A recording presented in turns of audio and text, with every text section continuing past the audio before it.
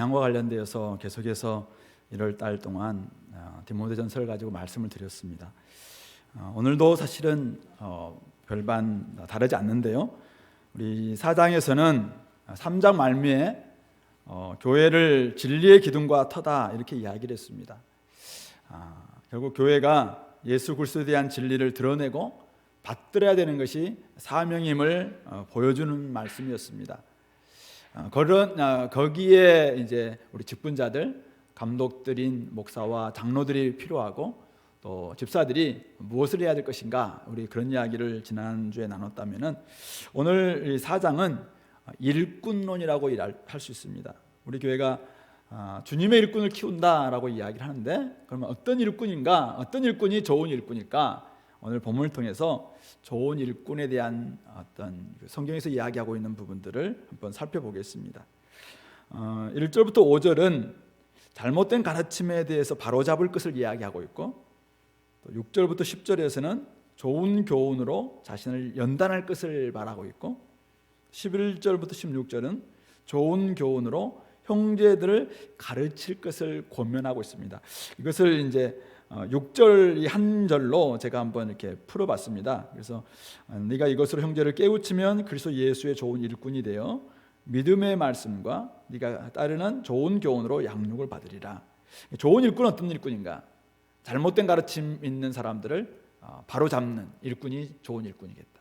좋은 일꾼은 어떤 일꾼인가? 다른 사람들을 가르치기 전에 내가 먼저 양육받는 일꾼이 좋은 일꾼이다. 그리고 좋은 일꾼은 자기만 양육받는 것이 아니라 다른 사람들까지 양육시키는, 가르치는 일꾼이 좋은 일꾼이다. 설교 끝. 네, 오늘 본문 이런 이야기를 좀 하려고 합니다. 자, 그렇다면 이제 구체적으로 바울이 디모데에게 지금 뭘 이야기하고 있습니까? 1절 보니까 성령이 밝히 말씀하시기를 후일에 어떤 사람이 믿음에서 떠나 미혹하는 영과 귀신의 가르침을 따르리라 하셨으니, 우리 여러분들 이번 주에 오늘 PBS에 한 본문 사도행전 20장 29절 30절 보면은 바울이 그 장로들에게 이야기를 하잖아요. 후일에 사나운 이리들이 교회 안에 들어올 것이다. 그리고 그런 사람들, 여러분들 가운데서도 어떤 사람들이 일어나서 이제 교회를 좀 미혹시킬 것이다, 이런 이야기를 하는데, 그런 이야기입니다. 그러니까 결국 성령께서도 바울에게 말씀하셨는데, 후일에 어떤 사람들이 믿음에서 떠나 미혹하는 영과 귀신의 가르침을 따르리라 하셨으니, 그런 사람들은 자기 양심이 화인을 맞아서 외식함으로 거짓말하는 자들이다, 이렇게 이제 말하고 있는 것이죠. 잘못된 가르침의 특징이 여기 좀 드러나고 있죠. 먼저는 미혹하는 영과 귀신에게 영향을 받은 가르침. 그들의 본색이 뒤에 배후 세력이 있는데, 미혹하는 영과 귀신에게 영향을 받은, 귀신의 가르침을 따르리라, 귀신의 영향을 받는 사람들이다라는 걸 알 수 있겠죠. 또 그런 사람들은 1절에 나와 있는 것처럼 믿음에서 떠난 사람들입니다. 그래서 믿음에서 떠나게 만든 사람이겠죠. 마귀가 하는 일이 뭘까요? 교회에 있는 많은 사람들을 믿음에서 떠나게 만드는 일을 하고 있는 것이죠. 그러니까 원래 거짓 교사들도 처음에는 믿음 안에 있던 사람들 중에서 믿음에서 떠나게 했던 이 거짓, 이 악한 마귀의 꿰매 빠진 사람들 중에 많이 일어나는데, 믿음에서 떠납니다. 그리고 그들은 이 거짓말하는 자들이에요. 양심의 화인 맞아서 외식함으로 거짓말한다. 양심이 처음에는 한두 번 할 때는 양심의 가책도 느껴집니다. 그러나 계속 하게 되면 양심에 불도장을 맞는 거죠. 딱딱해진다는 말. 화인을 맞게 되면은 딱딱해져서 거짓말해도 이제 꿈쩍도 하지 않는 거예요. 양심의 가책도 없어요. 그러니까 얼마든지 다른 사람들을 그냥 구워 삼는 이 거짓말을 막 하는데도 양심에 전혀 가책이 없이 그냥 외식하게 만드는 거죠. 그래서 겉과 속이 다르게 만드는 이런 사람들이다라고 이야기하고 있습니다.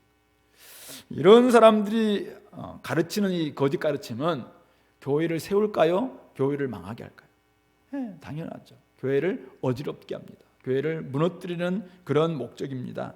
양떼들을 믿음에서 떠나게 하고 결국 외식하게 만듭니다. 거짓말하게 만듭니다. 그러면은 당연히 삶에 전혀 본이 될 수도 없겠죠. 많은 지식을 가지고 있는 것 같은데 보면은 전혀 다른 삶을 사는 이런 사람들이 이 거짓 가르침에 미혹된 모습이라는 것이죠. 그러므로 오늘 주님의 좋은 일꾼인 사역자들은 이 악한 일꾼으로부터 하나님의 백성들을 지켜내야 될 사람들, 교회를 지켜내기 위해서 뭘 해야 될까요? 당연히 뭐가 잘못된 가르침인가 이것을 분별해야 됩니다. 성령에 늘 깨어 있어야 되겠죠. 성령에 민감하지 않고서는 이게 잘못된 가르침인지 옳은 가르침인지 분별할 수가 없습니다. 그래서 성령에 늘 후일에 성령께서 이렇게 말씀하시는 것처럼 성령의 음성에 귀 기울임으로 하면 잘못된 가르침을 분별하는 게 먼저 1차적으로 해야 될 일입니다. 그런데 분별만 해가지고 됩니까? 분별은 했는데 뭐가 옳은 가르침으로 인도할 수 없다면 어떻게 돼요? 그러므로 성경적 가르침을 잘 배워서 바로 잡는 데까지 나아가야 되겠죠.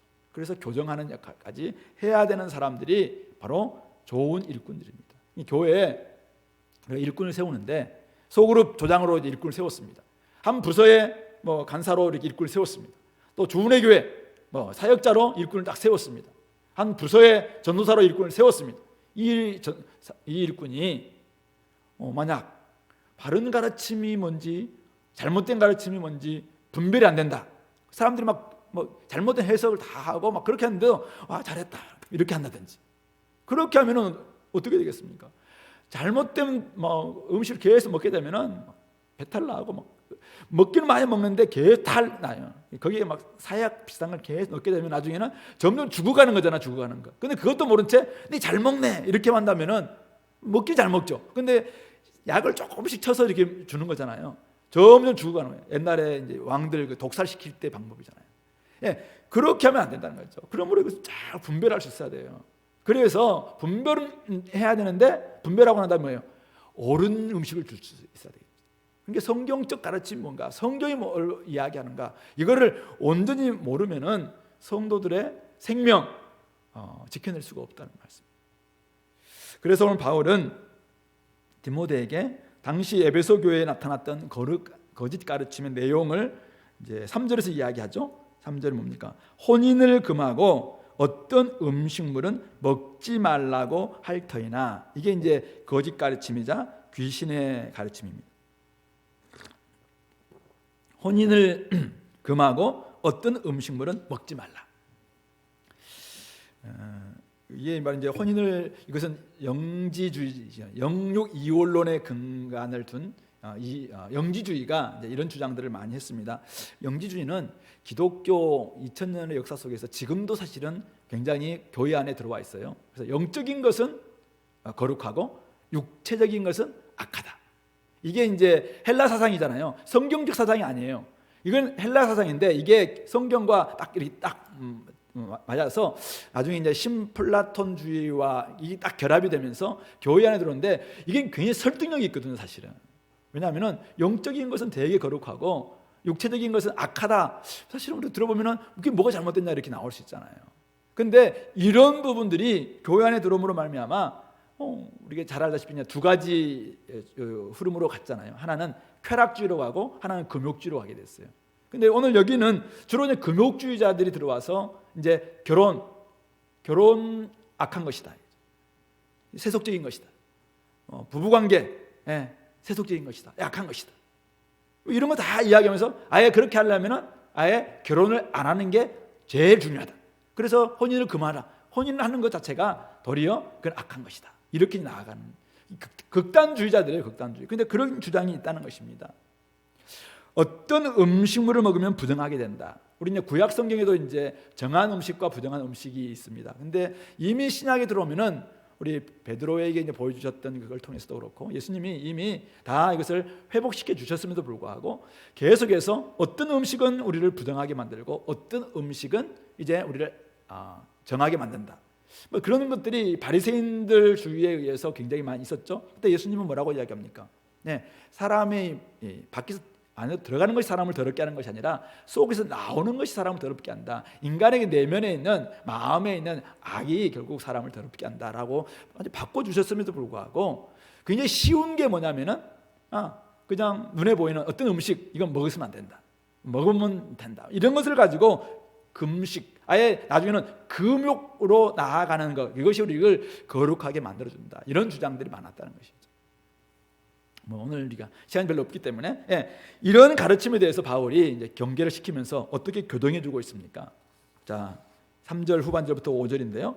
음식물은 하나님이 지으신 바니 믿는 자들과 진리를 아는 자들이 감사함으로 받을 것이니라. 하나님께서 지으신 모든 것이 선함에 감사함으로 받으면 버릴 것이 없나니 하나님의 말씀과 기도로 거룩하여 짐이라. 자, 여기서 이제 몇 가지 성경적 원리를 발견할 수 있는데요. 자, 먼저 하나님께서 지으신 음식물은 선합니까, 악합니까? 선하다는 것이죠. 하나님이 지으신 모든 것은, 음식물은 하나님이 지으신 것이기 때문에 이것은 감사함으로 받을 것이다 라는 것이 오늘 첫 번째 요지죠. 그러므로 하나님이 지으신 음식물, 하나님이 지으신 결혼제도, 하나님이 지으신 모든 것을 악한 것으로 여기게 만드는 주장이나 가르침이 있다면 그것은 비성경적 가르침이고 잘못된 가르침이라는 것입니다. 예를 들어서 어쩔 수 없이 이제 결혼을 못 하시는 분들, 안 하시는 분들이 계십니다만은 최근에 들어서 이제 비혼주의자들이 많이 일어나고 있습니다. 극단적 페미니즘에 의해서 결혼 자체가 이미 가부장적인 틀 안에서 이제 오직 우리가 잘못 여성들이 굴욕당했다, 이런 것을 회복하기 위해서 이제는 결혼이라는 것 자체를 아예 이제 부정하고, 아예 페미니즘 중에서도 극단적 페미니즘자들이 그렇게 주장하는 사람들이 많이 있습니다. 그런 사람들이 굉장히 비혼을 많이 이제 추천하기도 하면서 이제 사상을 막 만들어내고 있는데 그런 것들이 잘못된 것입니다. 결혼, 출산, 육아 잘못된 것처럼 주장하는 가르침, 비성경적이다라는 것입니다. 두 번째는 하나님이 지으신 모든 것은 선합니다.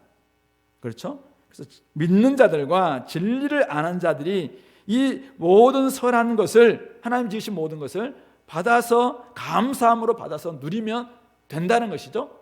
물론 여기 해석이 필요하게 할 겁니다만은 어쨌든 하나님이 지으신 모든 것은 선하다, 이것들을 우리가 놓치지 말아야 됩니다. 그리고 이제 조금 더 나아간다면 거룩함이라는 것이 어떤 것을 하느냐 하지 않느냐, 먹느냐 먹지 않느냐에 달린 것이냐라는 부분이죠. 왜 이들이 결혼하면 안 된다, 이것을 먹으면 안 된다 이렇게 주장했습니까? 거룩하게 살기 위해서 그렇게 했습니다. 거룩하게 살기 위해서 결혼도 하지 말고, 거룩하게 살기 위해서 어떤 음식도 먹어서는 안 된다라고 가르친 것이죠. 그 안에는 어떤 것을 하느냐, 어떤 것을 취하느냐, 이것을 가지고 거룩함과 속됨을 구분하려고 했던 그 정신이 들어있는 것이죠.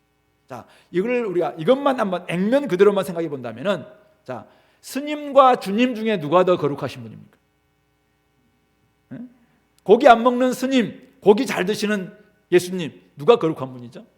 이것만 딱 본다면, 무엇을 먹느냐 먹지 않느냐만 가지고 본다면 스님이 훨씬 더 거룩한 분이겠죠. 그런 관점으로 본다면. 또 예를 들어서 수녀님과 신부님 결혼하지 않습니다. 목사님들은 결혼합니다. 자, 누가 거룩하죠? 물론 목사들 중에서 거룩하지 않은 사람 많고, 수녀님, 우리 신부님들 중에서 거룩하신 분도 많이 있어요. 근데 그것만 가지고, 결혼의 여부만 가지고 거룩의 여부를 판별한다면 당연히 신부들은 다 거룩하고 목사들은 이거 속된 인간들 이렇게 나올 수밖에 없겠죠. 그것이 아니라는 것이죠. 그러므로 하나님이 지으신 모든 것은 선하고 그것을 감사함으로 받으면 사실은 버릴 것이 없다라는 것이죠. 그러면 여기서 나오는 정신이 결국은 행위 여부로 거룩함과 속됨을 구분하려고 하는 태도는 버려야 된다. 우리가 구원을 행위로 구원받은 게 아니잖아요. 성화 또한 마찬가지입니다. 우리가 행위로 성화되는 게 아닙니다. 우리 거룩함은 날마다 하나님 앞에서 말씀과 기도로 거룩해지는 것입니다. 하나님과의 태도, 하나님의 말씀 앞에서 순종하고 하나님의 호흡을 날마다 구하는 가운데서 우리가 점점 하나님의 거룩을 덧입는 것이지, 우리가 어떤 행위를 통해서 우리가 거룩해지는 그 존재는 아니다라는 말씀이죠. 그러므로 좋은 일꾼은 이렇게 여기서 말하고 있는 성경적 원리를 가지고 잘못된 가르침을 교정하는 데까지 나아가야 됩니다. 그러므로 거룩에 이르는 길은 하나님에 대한 태도에 달려있지, 또 어떤 행위의 여부를 가지고 거룩함으로 이렇게 나아가서는 안 된다. 그러므로 우리 하나님과의 온전한 관계 속으로 인도하는, 그리고 교정해 주는 데까지 나아가는 사람이 결국은 우리 좋은 일꾼이다라는 것이죠. 우리 몇 가지만 예를 한번 들어볼 텐데요. 이제 고린도 전서에 보면은 극단적 자유주의자들이 있었어요. 그러면은 목사님, 하나님 지으신 모든 것이 선하잖아요. 그렇다면 우리가 모든 것을 먹으면 되겠네요. 모든 것을 마시면 되겠네요. 모든 것을 이제는 하면 되겠네요. 그래서 모든 것이 가다라고 주장하는 사람들이 이제 고린도 교회에 있었죠. 그래서 그런 사람들에게 대해서 바울이 뭐라고 얘기합니까? 모든 것이 가나 모든 것이 유익한 것은 아니다라고. 로마서에서도 이야기하고 있고 고린도서 이야기하고 있는 것이 우리가 제사에 바치는 음식들 이거 먹을 수 있어요. 뭐 제사 아무런 문제도 없죠. 사실은 우상도 없고 바울에게서는 신은 오직 하나님 한 분만 계시기 때문에 먹을 수 있어요. 근데 양심이 아직도 어린 지체들이 있다는 것이죠. 어린 신자들이 있어요. 그들 앞에서 내가 내 자유를 마음껏 사용함으로 말미암아 그들이 실족하게 되면 어떻게 되느냐 이거죠. 그래서 어린 자들의 양심을 위해서 우리는 그것을 절제할 수 있어야 됩니다. 그리고 공동체 덕을 위해서 우리는 그것을 또 하지 않는 때가 나아가는 모습이 되어야 됩니다. 그리고 우리 잘 알다시피 무엇을 먹든지 마시든지 무엇을 하든지 하나님의 영광을 위해서 하라. 하나님의 영광을 위해서 우리가 이것을 먹느냐 먹지 않느냐 이것을 결정해야 한다는 것이죠. 세 가지의 기준이 필요합니다. 어린 자의 양심, 그리고 공동체의 덕, 그리고 무엇보다도 하나님께 영광. 이 관점 속에서 내가 이것을 마실 것인가 먹을 것인가 할 것인가 이런 분들이 결정된다라는 부분들은 우리가 생각해 봐야 되는 것이죠. 또 하나, 이제 모든 것이 선하다. 하나님이 지으신 모든 것이 선하다. 이 앞에 전제가 뭐냐면 하나님의 지으신 것이잖아요. 그러니까 모든 것이 선하기 때문에 모든 그 피조물을 숭배하면 되겠네라고 주장하는 사람들 있잖아요. 히말라야에 가서 영산이라는 신령한 산이니까 거기서 이제 막 이렇게 비나이다 하는 옛날 우리 조상님들 고목들 바위 앞에서 이것을 이제 막 신령한 어떤 것이 있는 것처럼 또 바다나 산을 향해서 절하고 막 빌었던 사람들 있잖아요. 그 자체가 사실은 선한 것은 맞아요. 그 자체가 하나님이 지으시는 것이기 때문에 좋은 것은 맞습니다. 근데 하나님이 지으신 것이라는 거죠. 피조물을 숭배하는 것 자체가 이제는 우상 숭배가 되는 거잖아요. 그러므로 극단에 그것을 숭배해서도 안 되고 또한 반대 극단, 그러면 그것은 탐닉하거나 그것을 너무 또 그것을 취함으로 말미암아 해서도 안 된다라는 부분들을 우리가 기본적으로 가지고 있어야 되는 것입니다. 그러므로 하나님을 믿고 진리를 아는 사람들은 하나님의 말씀과 기도 없이 살 수 없고, 이 말씀과 기도 없이는 하나님과의 바른 관계도 영적인 회복도 없다라는 사실을 깨달으시고 우리가 거룩하게 되기 위해서는 어떤 것을 하느냐 하지 않느냐 여기 있는 것이 아니라 하나님의 말씀 앞에서 나를 끊임없이 돌아보고 하나님의 뜻을 분별하고 또 기도하면서 하나님의 호흡을 통해서 이것이 하나님께서 원하시는 바이구나 라는 것을 깨닫고 그런 가운데서 우리가 점점 하나님을 닮아가는 경건에 이르고 거룩해질 수 있다라는 것이죠. 외적 형태가 아니라 내적인 동기나 목적이 결국은 우리를 거룩함에 이르게 하는 것이다 라는 것을 기억할 필요가 있습니다. 따라서 좋은 일꾼은 이런 성경적인 가르침을 따라서 잘못된 가르침을 하나씩 교정해 줄 수 있는 데까지 나아가는 일꾼이 우리 좋은 일꾼임을 기억하시기 바랍니다. 사실 이걸 이제 이렇게 하면서 우리 안에서는 아직도 우리가 쉽게 넘어가는 이제 그 말들 중에 조금 교정할 필요가 있는 게 몇 가지 보이더라고요. 세상은 우리가 등져야 됩니까? 참여해야 됩니까? 이거 그냥 이분법들 생각하면은 진짜 등져야 됩니까? 세상은 내 집이 아니기 때문에 버려야 됩니까? 아니면 세상은 하나님 사랑하신다고 했는데 취해야 됩니까? 헷갈리잖아요. 그래서 성경에서는 이제 세상에 관련돼서 세 가지의 의미가 있어요. 그래서 결국은 하나님이 창조하신 세상은 헬라어로는 코스모스로 나와 있습니다. 결국은 이것은 우리가 하나님이 기뻐하시고 창조하셨기 때문에 선한 것입니다. 그러므로 이것은 취할 수 있고 얼마든지 그것은 즐길 수 있고 함께 우리가 사랑해야 되고 가꿔야 됩니다. 이 지구도 마찬가지죠. 그런 의미 속에서 우주 만물 이런 것들은 다 하나님이 우리에게 주신 선물들이에요. 그래서 그런 것들을 우리가 취할 수 있고 그걸 통해서 하나님의 하나님 되심들을 발견하는, 하나님은 우리에게 두 가지 책을 주셨잖아요. 자연이라는 책을 주셨고 성경이라는 책을 주셨어요. 자연이라는 책을 통해서 하나님을 어렴풋이 알 수 있었던 것을 성경이라는 책을 통해서 우리가 더 분명하게 깨닫는 거잖아요. 그런 의미 속에서 하나님이 창조하신 세상은 버릴 세상이 아닙니다. 우리가 지금 취해야 되고 훨씬 더 이것들은 잘 누려야 되고 또 회복시켜야 될 부분이 있다는 것이죠. 반대로 하나님을 대적하는 세상이 나옵니다. 성경에는 이 세상이 결국은 우리로 하여금 바로 육신의 정욕과 안목의 정욕과 이생의 자랑이 그 세상이 나오는 거죠. 그 세상은 버려야 됩니다.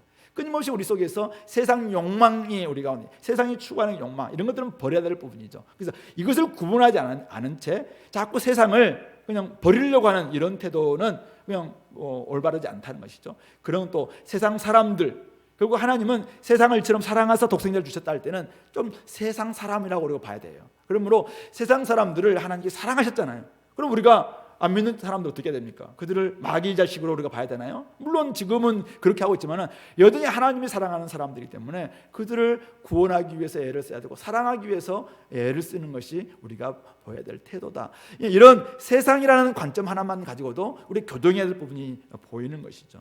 또 하나가 저는 이제 천국, 하나님 나라 개념인데요. 천국은 가야 되는 곳인가요? 천국은 오는 나라인가요? 물론 성경에는 가는 곳으로 이렇게 나오는 의미도 있지만은 대부분은 하나님 나라 천국은 오는 나라로 되어 있습니다. 하나님 나라는 임하는 것입니다. 예수님을 왕으로 인정하는 그 나라가 오는 것이죠. 예수님이 땅에 오심으로 말미암아 천국이 임했습니다. 마태복음에서는 천국이라 표현하고 있고 마가복음 또 누가복음에서는 하나님 나라라고, 하나님의 나라라고 이게 표현되어 있습니다. 이런 부분들을 우리가 잘 모른 채 자꾸 우리가 죽어서 가는 천국만 늘 사모하게 되면은 이 땅에 대해서 하나님 나라가 이루어져야 될 이런 영역에 대해서 전혀 놓치고 맙니다. 그래서 이런 부분들을 보면 점검해 봐야 될 것 같고요. 영생, 우리가 영생은 많이 교정을 했습니다만은 영생이 물론 이제 우리가 알기 쉽게 하기 위해서 굉장히 긴 생명으로 이렇게 번역을 많이 하잖아요. 우리 긴 생명. 그래서 우리가 억만 곱하기 조 정도로의 시간, 그 억겁을 거치고 난 다음에 남는, 그래도 표현할 수 없는 시간, 무한대 시간, 이것을 영생의 영원한 시간이라고 이야기를 쉽게 표현합니다. 근데 성경에서 이야기하는 영생은 하나님 나라의 생명입니다. 하나님의 생명을 가리키는 것입니다. 하나님은 영원하신 분이기 때문에 영원한 생명이죠. 그래서 그 생명은 나중에 우리가 죽어서 영생을 사실은 얻을 것입니다. 그러나 이미 성경에서는 이미 너에게 생명이 있다라고 이야기하고 있습니다. 이미 영생은 참 하나님과 그의 아들 예수님을 아는 것이다라고 이야기했어요. 여기서 우리에게 하나님이 즐기라고, 누리라고 주신 선물입니다. 근데 지금 그것을 우리에게 영생을 딱 주셨는데 먹어야 되잖아요. 그것을 먹고 누리고 여기에서 그것을 살아내야 되는데, 하나님 나라의 백성으로 살아내야 되는데 자꾸 이것을 견디는 거예요. 여기서는 견디고 나는 빨리 죽어서 천국 가서 영생을 누리겠다. 자꾸 이런 개념만 생각하니까 이 땅에서 우리 그리스도의 삶이 너무 적극적이지 못합니다. 이 땅의 삶이 훨씬 더 부활을 누려야 되고 부활의 생명을 경험해야 되는데도 불구하고 그런 부분들을 계속 견디다가 나중에 가서 누리려고 생각하는 부분이죠. 그러면은 왜 우리가 구원받았습니까? 천국 가기 위해서. 그럼 빨리 우리 죽어야 되겠죠. 그런데 주님은 왜 우리를 구원해 주셨습니까? 생명을 주시고 여기서 생명을 풍성히 누리기 위해서 주신 거죠. 하나님 나라를 여기서 경험 안 하고 사실은 구원해 주신 거예요. 근데도 불구하고 우리는 빨리 죽어서 천국이다. 그러니까 그러면은 가장 정말 원하는 사람들은 오늘 딱 구원받고 바로 죽어야 돼. 그렇게 하고 싶어요? 그게 영생을 누리고 있는 길이에요. 근데 성경은 그렇게 이야기하고 있지 않습니다. 마르다가 예수님을 기다리면서 자기 오빠가 이제 살아날 것을 기다리잖아요. 그때 예수님 뭐라고 합니까? 나는 부활이요 생명이니 나를 믿는 자는 죽어도 살겠고 살아서 나를 믿는 자는 영원히 죽지 아니하리라. 영원히 왜 우리가 안 죽어요? 우리 다 죽잖아요. 근데 영원히 죽지 않는다는 게 무엇입니까? 예수님을 주님으로 모신 사람들은 여기서 부활 생명을 경험하는 거잖아요. 완벽한 건 아니에요. 예수님이 다시 오시는 그날 부활이 온전히 이루어질 것입니다. 몸의 부활이 이루어질 것이고 그때는 예수님의 부활체처럼 회복될 것입니다. 근데 우리 안에 너무나 영생의 개념이 자꾸 죽어서 누리는 어떤 그 생명, 우리 육체도 없는 것 같은 이게 동양적인 사상이 상당히 가미되어 있는 부분인데 그냥 그것만 생각하는 거예요. 지옥과 천국의 개념도 불교적인 지옥과 천국 개념하고 거의 유사한 이런 개념을 우리가 가지고 있으니까 육체적인 부활, 몸의 부활, 여기서 누리는 영생, 이런 부분들은 알지도 못하고 누릴 생각도 하지 않아요. 여기서 우리가 얼마나 적극적으로 하나님 나라를 누려야 되는데, 여기서 이미 우리에게 하나님이 부패를 주셨어요. 결혼 생활에 그 만족을 우리에게 누리라고 주신 것인데 이걸 막 견디는 거죠. 그것이 아니라는 거예요. 그런 부분을 우리가 회복해야 할 부분이 있습니다. 뿐만 아니라 재물, 자녀 양육, 재정 이런 부분에 있어서도 우리가 사실은 교동해야 될 부분들이 많이 있어요. 이것들이 왜 그러냐면은 잘못된 가르침은 잘못된 삶을 양산내기 때문에 그렇습니다. 그래서 우리가 끊임없이 이 땅에서 우리가 하나님 나라를 만들어내야 되고 하나님 나라를 회복해야 되고 그렇게 해야 되는데, 생각해 보세요. 잘 먹고 잘 사는 것이 이 땅에서의 꿈입니다. 이 땅에서의 목표입니다. 자, 그런데 우리 그리스도인들은 못 먹고 못 살 수 있잖아요. 못 가질 수 있잖아요. 그러면 우리는 여기서는 철저하게 그냥 고난만 당하는 것이냐? 하나님 나라의 생명은 못 먹고 못 사는 가운데서도 하나님이 주시는 생명으로 말미암아 진짜 가치로운 삶이 뭔지 영생을 누리게 하는 것이 하나님의 목표잖아요. 그러면 그것을 여기에서 우리가 누려야 되는데, 하나님의 영광을 위해서 온전히 우리가 살아내야 되는데, 바울은 못 먹고 못 살았어요. 근데 그는 자족했거든요. 이것을 여기서 누리는 법을 우리가 경험하지 않고서는 사실은 누가 다른 사람들에게 구원을 이야기할 수 있겠습니까? 복음을 전하면서 왜 제가 믿어야 됩니까? 이야기니까 죽어서 천국 가야 되기 때문에 그렇습니다. 불교 신자들도 똑같이 이야기합니다. 근데 우리 그리스도인들은 사실 우리가 죽어서 천국 가기 위해서도 맞지만은 여기에서 천국을 누리기 위해서입니다. 여기서 영생을 누리기 위해서입니다. 여기서 하나님 나라를 누리기 위해서입니다. 그럴 때 다른 가치를 알게 되는 것입니다. 돈이 아니라, 학력이 아니라, 외모가 아니라 다른 가치가 여기서 있음을 알고, 그것 때문에 하나님이 나를 풍성하게 만들어주는 것이죠. 그래서 나중에 우리 경건의 유익을 이야기하면서 좀 이야기하겠지만은 그런 것이죠. 이런 것들을 교적해 나가는 것이 좋은 우리 일꾼이다라는 것을 말하고 있는 것이죠. 두 번째가 이제 좋은 가르침으로 자신을 연마하는 것인데요. 자, 우리 6절 말씀 우리 다시 한번 읽어볼까요? 6절 말씀 시작.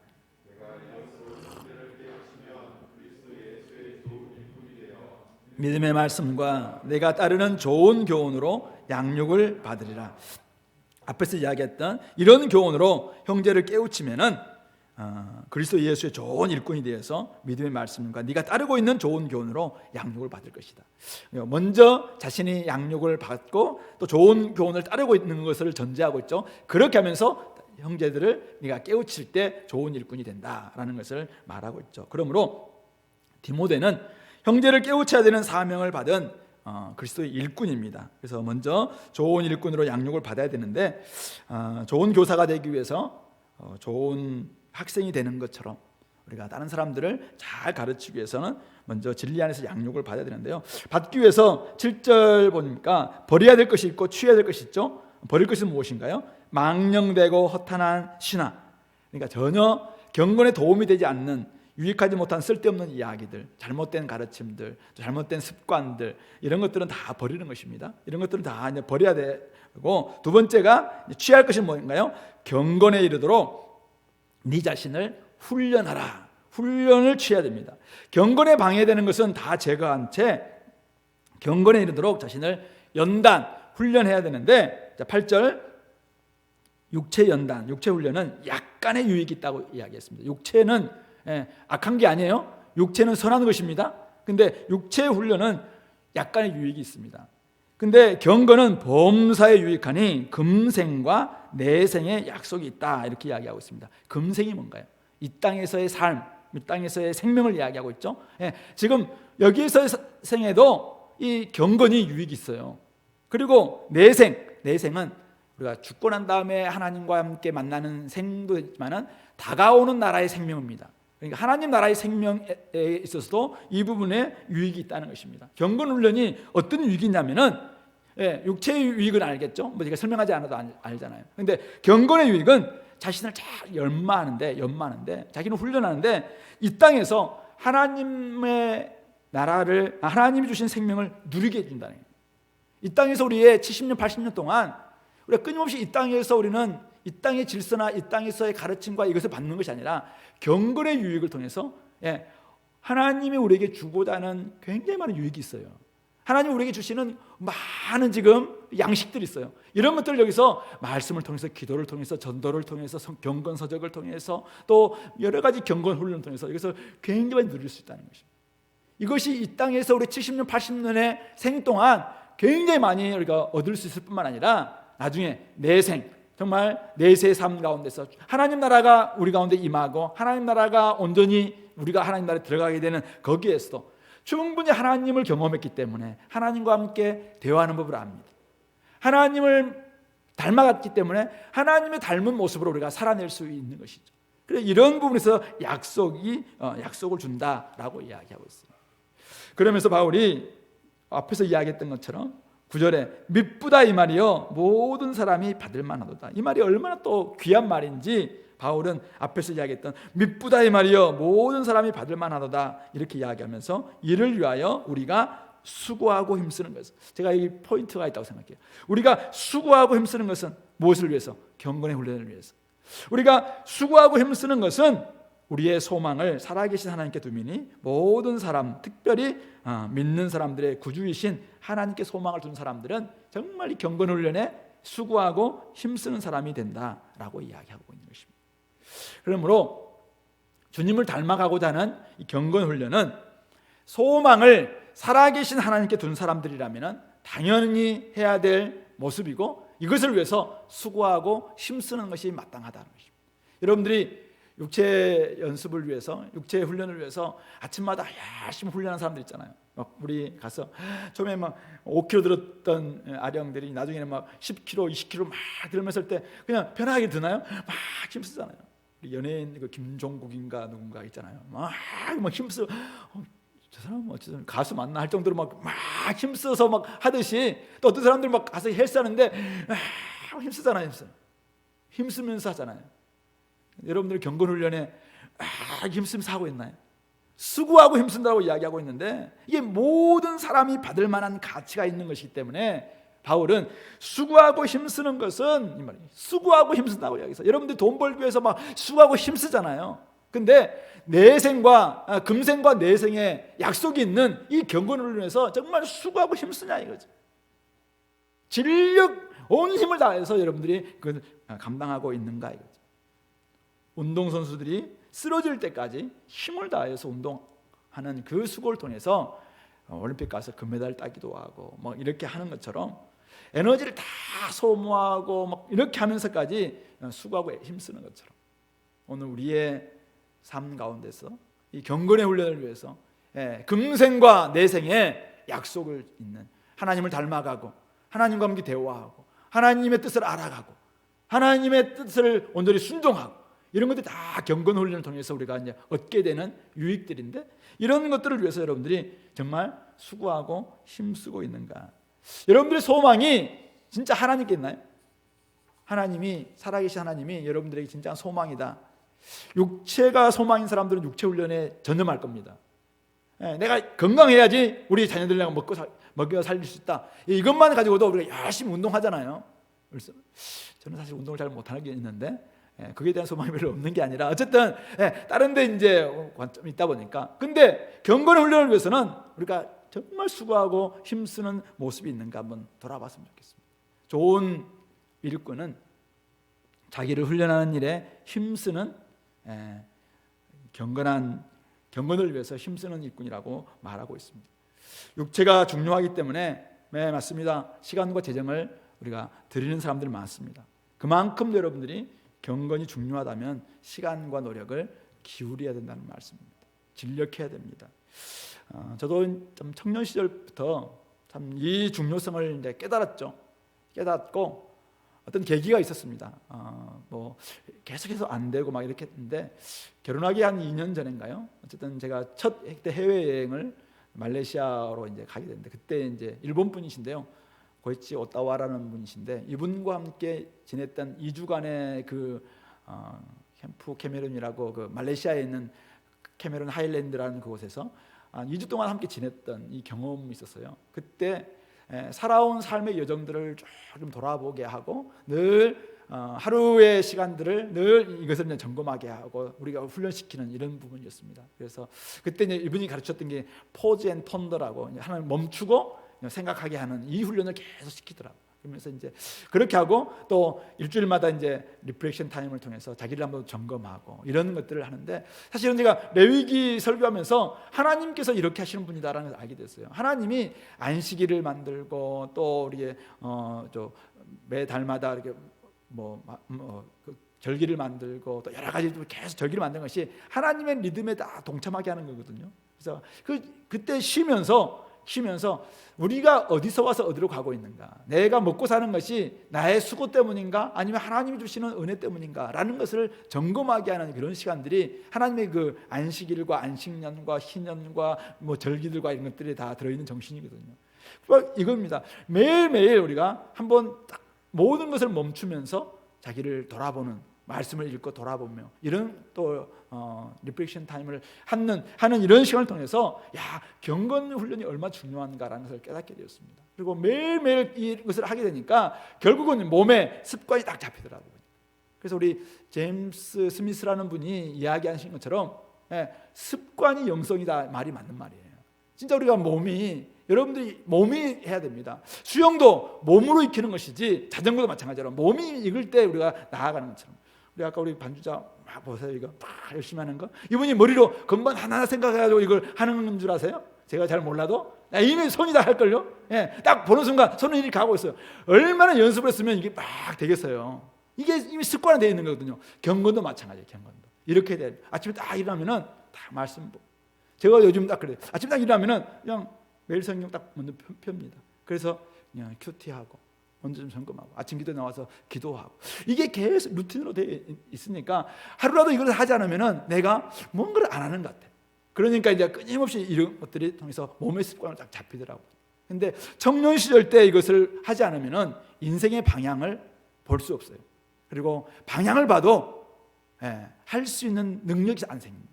그 청년 시절 때, 대학생 시절 때가 그렇게 중요한 이유가 있죠. 우리 2주 수련회 해야 되는데 지금 못해서 이번에도 어쩔 수 없이 또 교회에서 할 수밖에 없는데, 못해도 어쨌든 이곳에서 우리 대학생들 끊임없이 대학 졸업하기 전에 이거 훈련해야 돼요.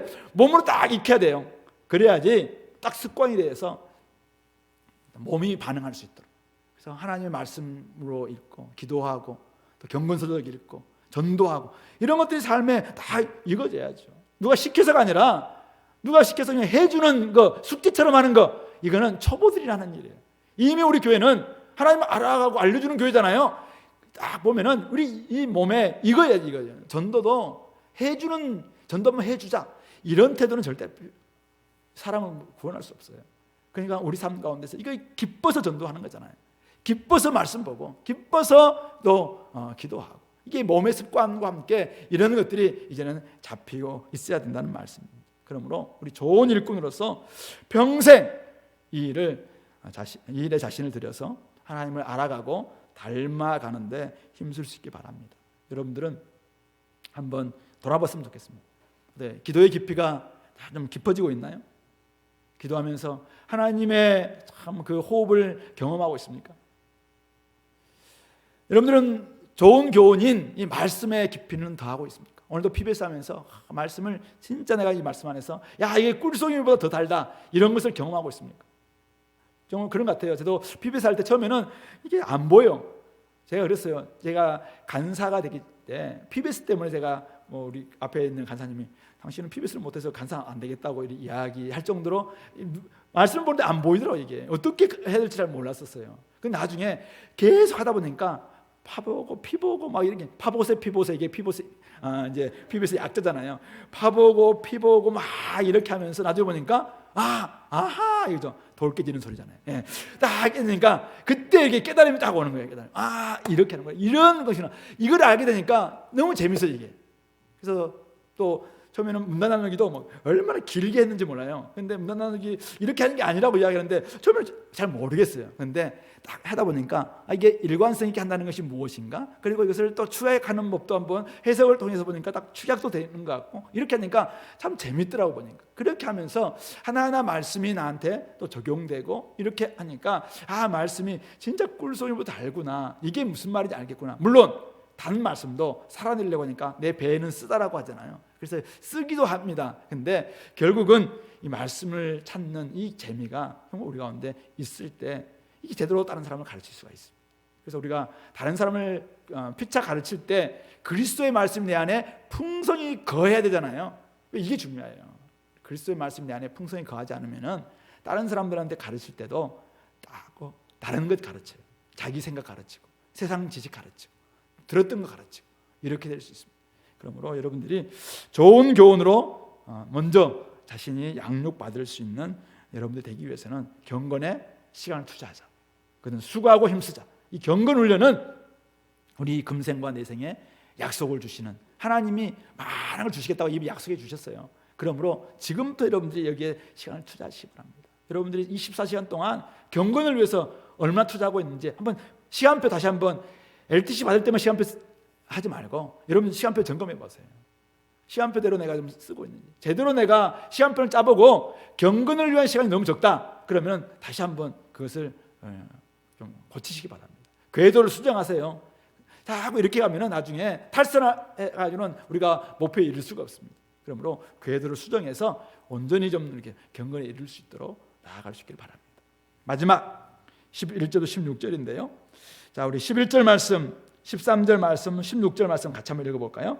너는 이것들을 명하고 가르치라. 13절 내가 이를 때까지 읽는 것과 권하는 것과 가르치는 것에 전념하라. 16절 내가 내 자신과 가르침을 살펴 이 일을 계속하라. 이것을 행함으로 내 자신과 내게 드는 자를 구원하리라. 자신을 훈련할 뿐만 아니라 좋은 교훈으로 가르칠 것을 권면하고 있습니다. 좋은 일꾼은 다른 사람들을 가르치는 사람인데요. 디모데가 이렇게 가르치려고 하는데 가르치라 계속 이야기하는데 중간 12절과 14절에 이 중간에 뭐가 있죠. 그래서 왜 이제 이렇게 이것을 넣고 있을까? 디모데가 젊은 나이거든요. 젊은 나이에 교회에 이제 사역자가 되었습니다. 그러니까 사람들로부터 연소함, 나이가 어리다는 이유로 좀 업신여김을 당할 수 있는 이런 가능성들이 보였던 것 같아요. 그것 때문에 디모데의 성격상도 그럴 수도 있는데 좀 자신감을 상실했던 것 같아요. 그러니까 바울이 두 가지를 이야기하고 있죠. 첫 번째는 뭡니까? 12절에 네 연소함을 업신여기지 못하게 하고 오직 말과 행실과 사랑과 믿음과 정절에 있어서 믿는 자들에게 본이 되라. 젊은 사람 또 뭐 나이 든 사람도 마찬가지인데 가르치는 사람이 권위를 확보할 수 있기 위해서는 첫 번째 믿는 사람들에게 본이 되어야 된다는 것입니다. 말과 행실이 일치해야 됩니다. 믿음이 하나님에 대한 사랑이고 사랑이 이웃에 대한 사랑이라면 하나님의 사랑과 이웃 사랑이 같아야 됩니다. 그리고 정절, 순결해야 됩니다. 이렇게 할 때 이 삶이 본이 될 때 말하는 것이 설득력이 있습니다. 끊임없이 많은 이야기를 막 큰 소리 외쳐도 본이 안 되면은 뭐 그게 설득이 있던가요? 우리 작년부 우리 부모님들 아이들한테 막 공부하라 막 이야기하지만은 엄마 아빠가 그냥 공부 안 하고 맨날 있으면 뭐라고 해요? 자녀들이 엄마 같이 공부해요. 아빠는 왜 안 해요? 이렇게 하지 않습니까? 그러니까 우리가 말하려면은 설득하려면은 본이 돼야 됩니다. 그러니까 말과 행실, 또 사랑과 믿음, 정절에서 본이 돼야 된다. 이게 이제 바울이 디모데에게 주문했던 부분이고요. 두 번째가 14절 15절인데 네 속에 있는 은사, 장로회에서 안수받을 때 예언을 통하여 받은 것을 가볍게 여기지 말며 이 모든 일에 전심전력하여 너의 성숙함을 모든 사람에게 나타나게 하라. 이렇게 이야기하고 있습니다. 그러니까 결국 부여받은 은사가 있는데 공동체에서 이미 장로님들이 다 이렇게 안수하면서 그에게 주신 이 권위가 있어요. 이 은사가 있기 때문에 그에게 주셨을 때는 이 은사를 계속해서 개발하고 또 확장시킴으로 말미암아 성숙함을 나타내야 됩니다. 그러니까 그냥 머물러 있으면 안 된다는 것이죠. 그래서 이것들이 계속해서 전심전력을 통해서 진력함으로 말미암아 성숙함을 나타낼 때 사람들로부터 이제는 그의 권위가 인정받을 수 있다라는 것입니다. 그러므로 오늘 좋은 일꾼은 두 가지입니다. 본이 있어야 되고 본의 권위, 그리고 은사는 결국 말씀을 통해서 주셨기 때문에 이 말씀의 권위로 다른 사람들 말씀이 점점 자라가야 되겠죠. 이런 권위가 있을 때 다른 사람들을 가르칠 수 있다라는 것을 말하고 있죠. 근데 16절 보면은 자 바울이 두 가지를 살피라고 이야기하죠. 네 자신과 가르침을 살펴서 이 일을 계속해라. 그러니까 이 가르칠 때 두 가지를 살펴야 되는데 하나는 자신을 살펴야 됩니다. 내가 지금 본이 되고 있는가 이걸 살펴야 될 것이고, 또 하나는 가르침, 내가 하나님께 받은 말씀을 제대로 가르치고 있는가, 내가 가르치는데 내 가르침은 내용상 문제가 없는가, 이런 부분들을 끊임없이 점검해야 돼요. 근데 이렇게 할 때 이것을 행함으로 말미암아 네 자신과 내게 듣는 자를 구원하리라. 자, 디모데가 구원 안 받았나요? 또 에베소 교회 성도들이 구원을 안 받았을까요? 그건 아니겠죠. 여기서 말하는 구원하리라, 이 말은 구원의 세 가지 시제, 과거형으로 이미 우리는 구원 받았어요. 현재형으로 구원을 이루어 가야 돼요. 그리고 미래형으로 구원을 받을 것입니다. 이 세 가지 시제 중에 현재를 가리킵니다. 즉 우리를 점점 성화시켜서 하나님을 닮아가게 만들어가는 이 구원을 이루어질다라고 이야기하고 있는 것이죠. 그러므로 자신을 살피고 그리고 가르침을 잘 살피는 가운데서 이 가르침을 온전히 계속 다른 사람들을 양육해낼 때 결국은 나도 커가는 것이고 나도 주님을 닮아가는 것이고, 그리고 공동체에 있는 많은 지체들도 결국은 하나님을 닮은 사람으로 성화의 과정을 거쳐서 구원에 이룰 수 있다라는 것입니다. 결국 이 삶과 가르침은 결국 떨어질 수가 없습니다.